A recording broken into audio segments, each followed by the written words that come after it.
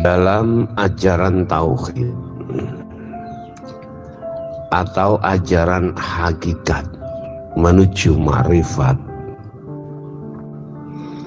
Ajaran tauhid itu ajaran di mana hati diajak untuk mengesahkan pada Allah.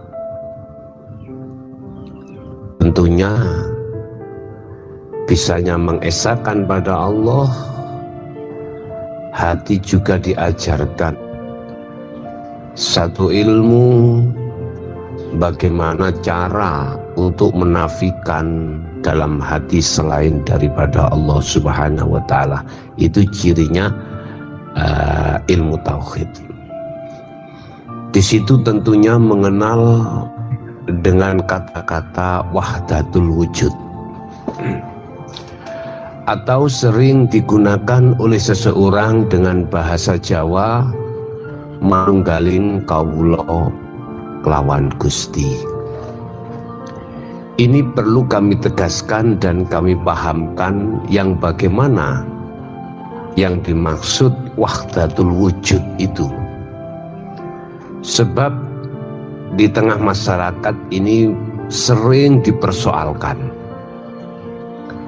Oleh karena saking minimnya kefahaman tentang wahdatul wujud inilah, banyak di antara mereka-mereka umat ini saling menyalahkan.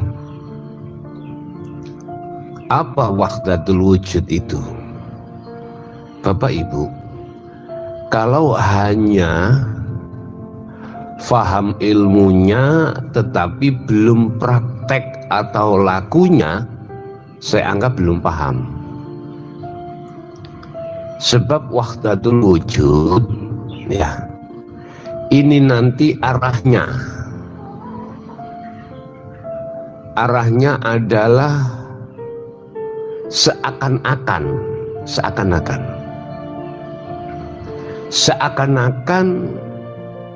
manusia itu menuhankan diri sebagai Tuhan. Artinya mengakui dirinya sebagai Tuhan, seakan-akan. Padahal wahdatul wujud itu adalah sempurnane, atau maksudnya innalillahi wa inna ilaihi raji'un. Sempurnane tingkatan-tingkatan manusia dari syariat sampai ke ma'rifat Allah.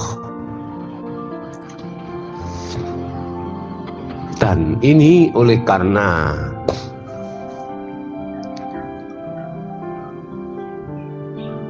sering di antara umat ini nggak paham, sehingga menyalahkan apa yang pernah terjadi pada diri Syekh Siti Jenar ataupun terhadap Al-Halat, ya.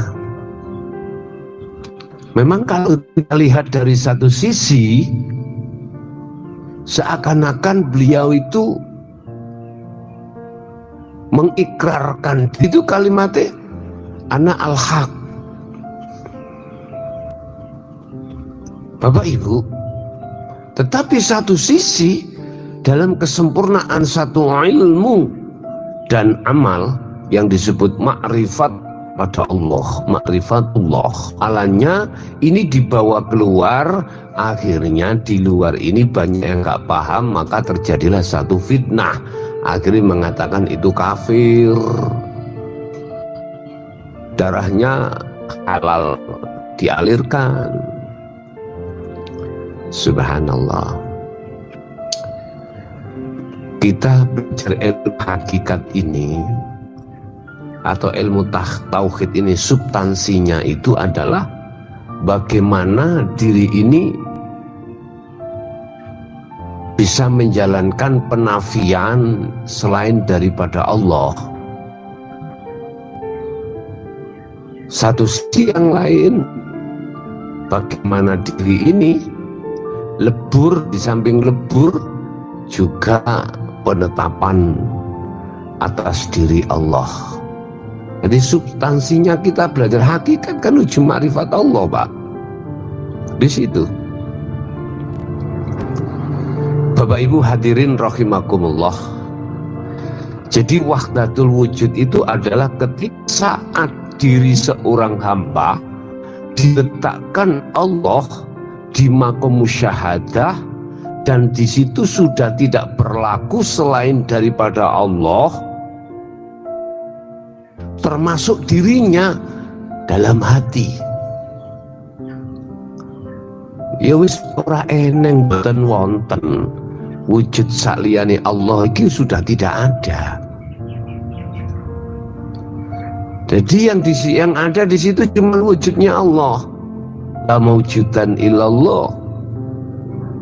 Ya wis ra enek wujud sakliyane Allah, ya wis ra eneng. Bapak Ibu hadirin, saudaraku yang kami hormati, lah ketika saat apa yang ada di makrifat Allah itu yang kami sebut sebagai wahdatul wujud, itu dibawa keluar,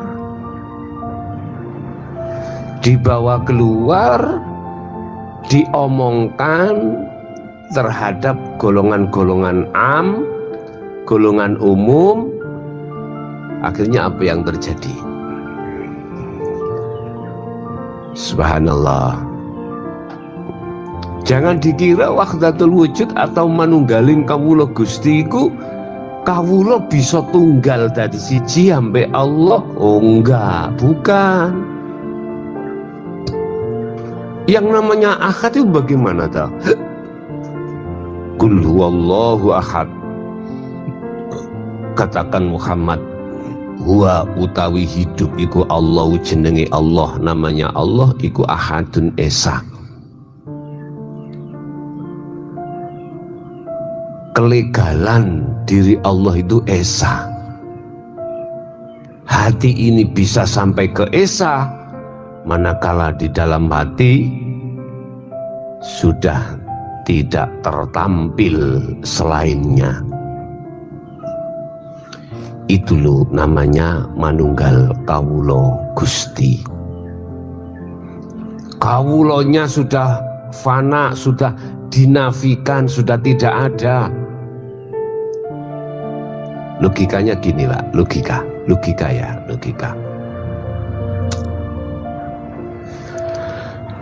Ini taruh saja namanya satu kacamata. Atau lebih mudah lah,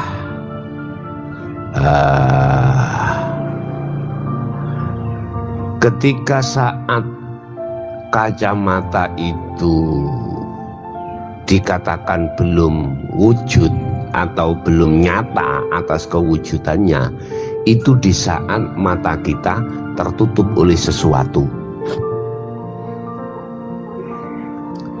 Jelas toh? Oleh karena mata ini tertutup oleh sesuatu, yaitu kain ini, maka jelas di situ tidak akan tampil nyatanya wujudnya kacamata. Lah, ini ketika saat dalam diri kita masih ada wujud selain daripada Allah termasuk diri hamba, maka sampai kapanpun tidak akan bisa sampai ke ahad pada Allah. Jadi selain Allah itu saya ibaratkan kain ini, selain Allah yang menutupi hati. Kacamata seibaratkan wujudi Allah. Ya, ketika saat tutupnya mata yang kami sebut sebagai kain ini tersikap, maka nyata ndak wujudi kacamata. Begitu juga dengan Allah. Manakala selain daripada Allah termasuk diri hamba ini iku fana atau sudah nafi, sudah tiada, maka nyatalah Allah. Dan disitulah dijawab di dalam surat At-Toha ayat 14. innani anallah la ilaha illa ana.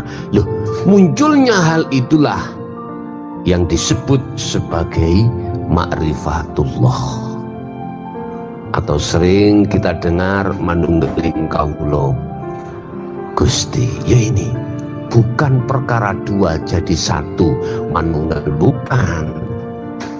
Wahdatul wujud itu ya gitu. Keesaan dalam wujud itu akan nyata, keesaan dalam wujudnya Allah itu akan nyata di dalam diri hamba, hati hamba, manakala selain daripada wujud majazi niki dunya saisine makhluk itu kalau sudah tiada baru akan nyata Allahnya. Ini ya, saya menjawab dari beberapa jamaah yang bertanya di WA terkait wahdatul wujud ya.